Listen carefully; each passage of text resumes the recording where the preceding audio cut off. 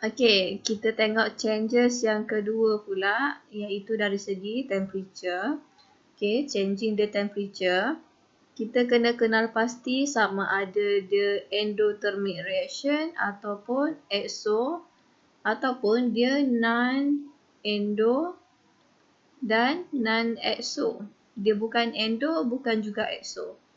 Okey, kalau endo, perubahan yang kita boleh buat, kita naikkan suhu, kita boleh turunkan suhu, exo pun sama, kita boleh naikkan atau turunkan.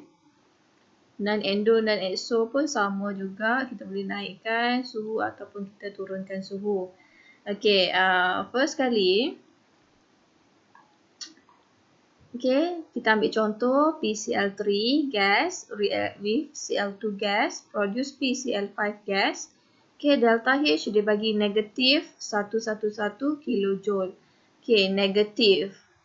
Poinnya kat sini dia bagi kita negatif, delta H negatif. Maksudnya sekarang ni reaction kita adalah exothermic.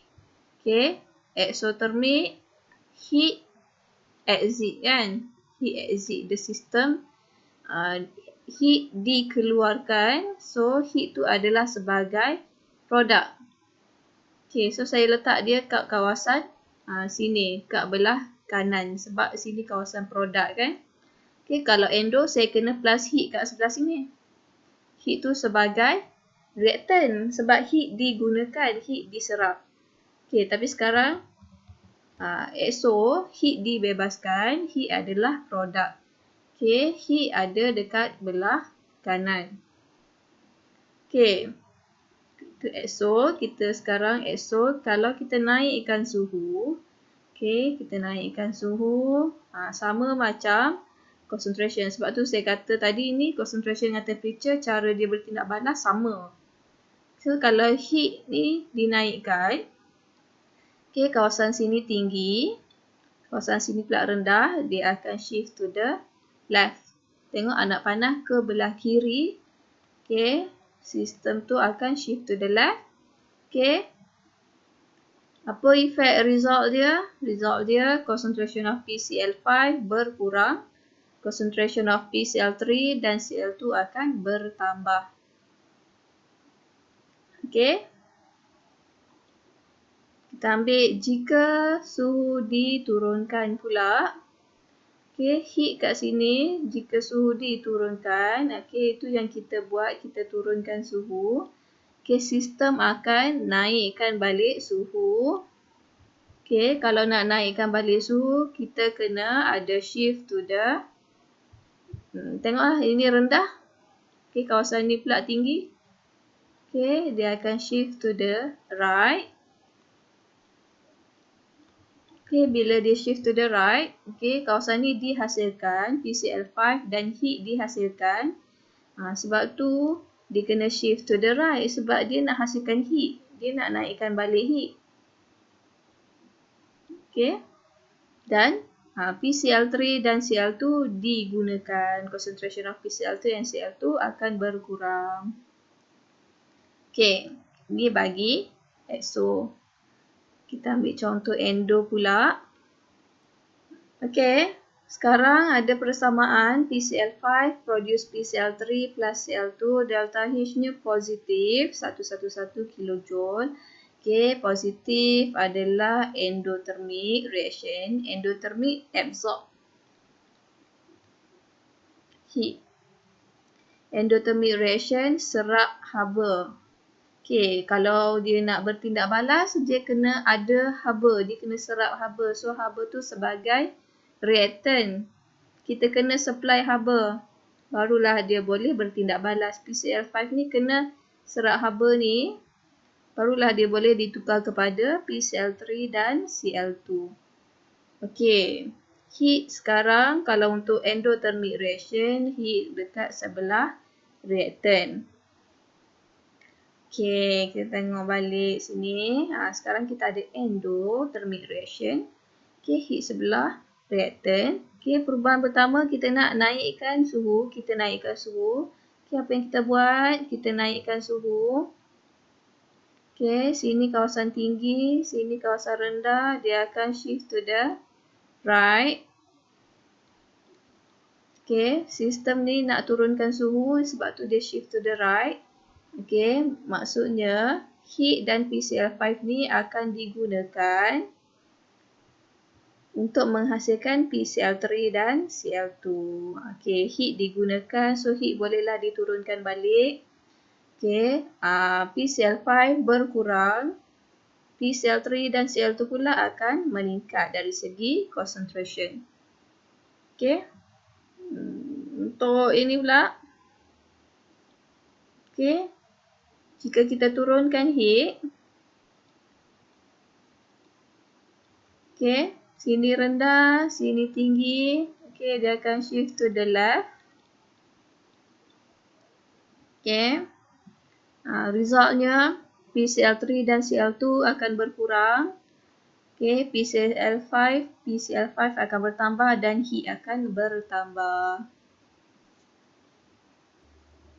Okay, contoh ketiga, CH3COO C2H5 plus H2 produce CH3COOH dan ethanol C2H5OH. Okay, reaction ni dia delta H dia kosong. Dia bukan positif, bukan negatif. Dia ni non-endo dan non-exo. Bukan endotermik, bukan exotermik.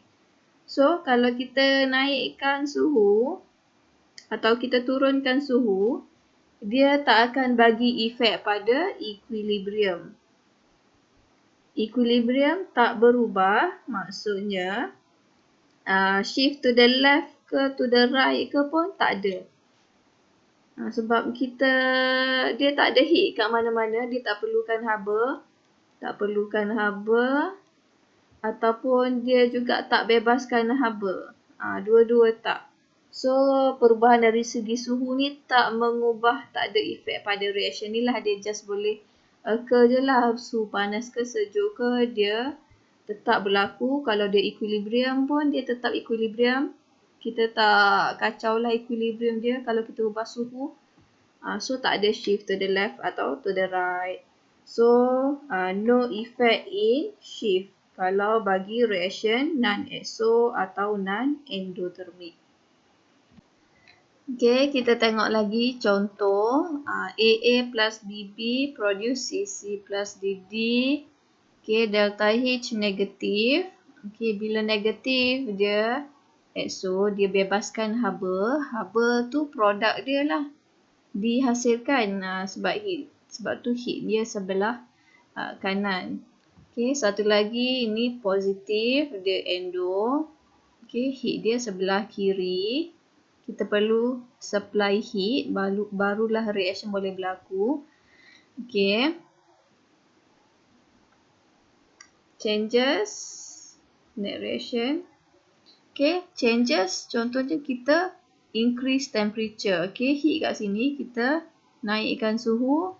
Okay, kawasan sini tinggi, sini rendah. So, kita akan ada shift to the left. Okay. Ini K, nilai K. Ini contohlah pada satu-satu reaction. Okay, contohlah AA plus BB produce CC plus DD ni, reaction ni, K dia 1.2. Okay, pada suhu 100 degree Celsius. Tapi kalau kita increase suhu, contohnya kita increase kepada 150 degree Celsius, K dia akan berkurang lah. Dia lebih rendah berbanding 1.2. Okay, hanya suhu je, changing in temperature sahaja boleh mengubah nilai K. Tadi kalau concentration dia tak ubahlah nilai K. Kita naikkan concentration A ataupun kita turunkan concentration A, K dia tetap 1.2. Sekarang kita ubah suhu, nilai K akan berubah dengan cara ni decrease lah. Kalau kita increase temperature. Okay, perubahan kedua kita decrease the temperature, kita turunkan suhu. Okay, sini rendah sebab ini diturunkan, sini rendah, sini tinggi. So, dia shift to the right.